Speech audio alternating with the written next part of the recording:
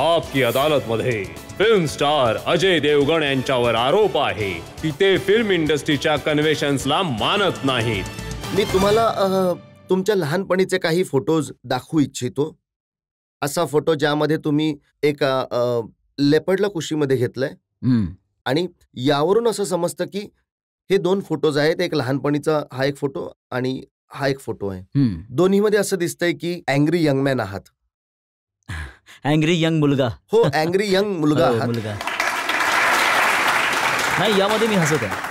तुम्ही बघा, यामध्ये मी स्माइल देत आहे। स्माइल तर देत आहात, पण तुम्ही उचलले कोणाला कुशीमध्ये ते तरी बघा। उचललंय मी। तेव्हा मी माझ्या डॅड बरोबर शूटिंगसाठी गेलो होतो। तेव्हा एक लेबरचा सिक्वेन्स शूट चालला होता। मला जितकं आठवतं त्या फिल्मचं नाव मिस्टर नटवरलाल होतं। अमित जी त्यामध्ये होते।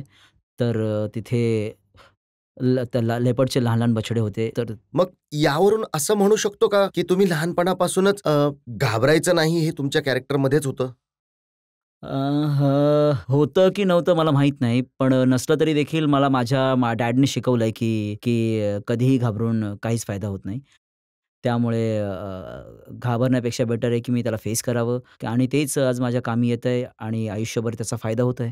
महेश भट्ट साहेबांचं मी एक आर्टिकल वाचलं होतं। त्यांनी लिहिलं होतं की जेव्हा तुम्ही फिल्म इंडस्ट्रीमध्ये आला होता, तुम्ही पाऊलही ठेवलं नव्हतं, त्याआधीच जे ट्रेडचे पंडित होते त्यांनी तुम्हाला राईट ऑफ केलं होतं। त्यांचं म्हणणं होतं की अशा चेहऱ्याचा माणूस हिरो कसा बनू शकतो? हे मलाही सांगितलं होतं त्यांनी आणि अशा चर्चा व्हायच्या माणसांच्या त्यावेळेस। बट आता जे झालं ते समोर आहे। पंडित चुकीचे ठरलेत। अजय देवगणने त्यांना चुकीचं ठरवलं। मी त्यांना चुकीचं ठरवलं की मग it's a luck what I don't know, but जे काय असेल पण ते चुकीचे ठरले। कारण त्यावेळेस त्यांनी म्हटलं होतं की यश जोहर हे म्हणाले होते की हा कसा हिरो बनणार आहे। नसरुद्दीन शाह यांना नंतर म्हणावं लागलं की माझ्याकडून चूक झाली या मुलाला ॲसेस करण्यामध्ये। नाही, मी ऐकलं त्या गोष्टी ज्या तुम्ही सांगत आहात। बट माझ्यासमोर तर सगळी लोकं पॉझिटिव्ह होती आणि काही लोकं अशी होती जी खूप पॉझिटिव्ह होती आणि ज्यांना असं वाटत होतं की I was doing right things. तर मला कळत नाही की त्यांच्याबद्दल काय बोलावं। अनिल कपूर यांचा किस्सा मी ऐकला की जेव्हा फूल और काटे रिलीज झाली होती तेव्हा प्रीमियरला येणाऱ्या मोठ्या स्टार्समध्ये फक्त ते एकटेच होते। तेव्हा त्यांनी तुम्हाला सांगितलं होतं की त्यांची फिल्म त्यावेळेस रिलीज होणार होती लम्हे, की चूक करतोयस की इतकी मोठी फिल्म लम्हे बरोबर तुझी फिल्म रिलीज करतोयस? ॲक्चुअली त्यांनी मला हे सांगितलं होतं आणि त्यांनी त्यांच्याकडनं सांगितलं होतं, कारण की मी लहान होतो तेव्हापासून मी अनिलजींना ओळखत आहे आणि त्यांनी ॲक्चुअली मला येऊन सांगितलं होतं की तुम्ही न्यू बॉय, न्यू गर्ल, नवीन प्रोड्युसर, नवीन डायरेक्टर, लम्हे इतका मोठा चित्रपट आहे, तर तू याच्यासमोर नको येऊस। त्याच्याकडनं एक चांगलं एक जेस्चर होतं। मग त्यांनीच 1-1.5 वर्षानंतर जेव्हा भेटले तेव्हा म्हणाले की "यार, हे सगळंच उलटं झालं यार, मी तुला सांगत होतो." So it was a very positive thing. म्हणजे मला एक चांगलाच सल्ला देत होते, पण जेव्हा उलट झालं तेव्हा स्वतःच येऊन म्हणाले की "यार, मी तुला सल्ला देत होतो, पण सगळ्याच उलट्या गोष्टी झाल्या." हो, कारण की लम्हे फ्लॉप झाली आणि फूल और काटे त्यावेळेस सुपरहिट झाली। तुम्हाला जेव्हा पहिल्या फिल्ममध्ये तुम्ही पदार्पण केलं होतं, मला चांगलं आठवतंय की तेव्हा तुम्ही 2 मोटरसायकलवर उभे राहून एक स्टंट सीन करत तुम्ही एंट्री केली होती। तेव्हा तुम्हाला वाटलं होतं की ही फिल्म सुपरहिट होईल आणि इतके मोठे स्टार व्हाल तुम्ही? मला इतकी खात्री नव्हती. कारण की मला वाटत होतं की मला माहीत नव्हतं की की ही फिल्म इतकी मोठी सुपरहिट होईल.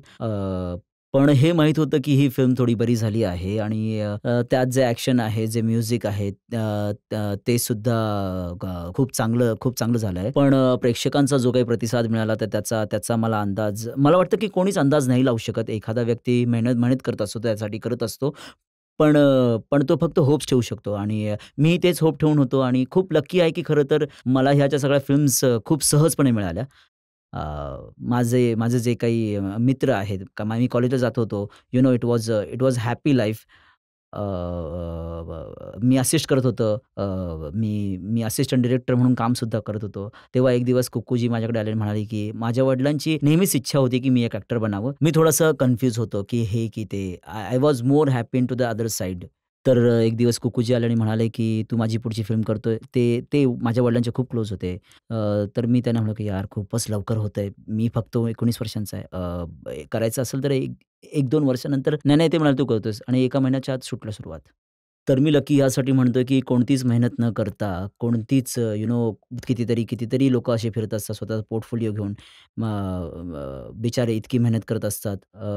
त्या प्रकारची मेहनत मला नाही करावी लागली आणि माझी फिल्म सुरू झाली होती. फिल्म फिल्म करताना देखील जो माझा अप्रोच होता, की ती ही चालली तर ठीक आहे, नाहीतर माझा पोर्टफोलिओ घेऊन मी कुठे फिरणार नाहीये. त्यानंतर मी जे काही करतात तिकडेच परत जाणार आहे.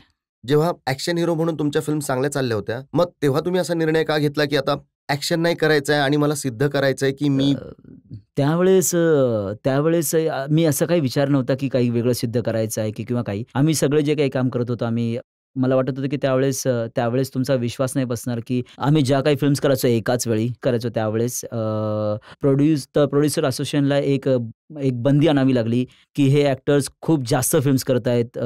खूप जास्त तर पिक्चर कंप्लीट करायला खूप जास्त वेळ लागतोय.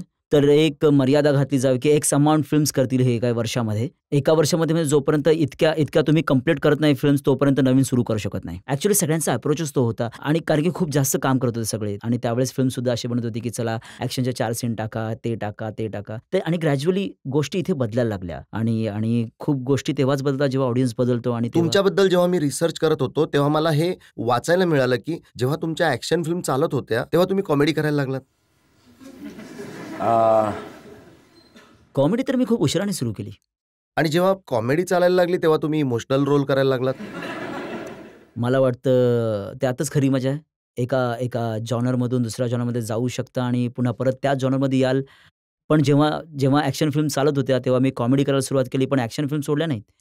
तर माझी इच्छा होती, की मी स्वतःला इतक्या चांगल्या पद्धतीने बॅलन्स करू इच्छितो, की मी स्वतःच्या कामाने बोर होणार नाही. मी प्रत्येक वेळी स्वतःला रिडिफाईन करू शकेल. जेव्हा मी प्रत्येक सेटवर जाईन, तेव्हा मला असं वाटायला हवं, की यार मी काहीतरी नवीन काम नाही, करतोय. जेव्हा तुम्ही नवीन करता, जसं तुम्ही जखम फिल्म केली हो. किंवा मग शहीद भगतसिंग यांच्या जीवनावर फिल्म केली, लेजंड ऑफ भगतसिंग. या दोन्ही फिल्मसाठी खूप कौतुक झालं तुमचं. हो. नॅशनल अवॉर्ड मिळाला. अभिनेता म्हणून सिद्ध केलं स्वतःला. पण बॉक्स ऑफिसवर नाही चालल्या या फिल्म्स. हो. म्हणजे तुम्ही चांगल्या फिल्म्स केल्यात तर नाही चालणार त्या.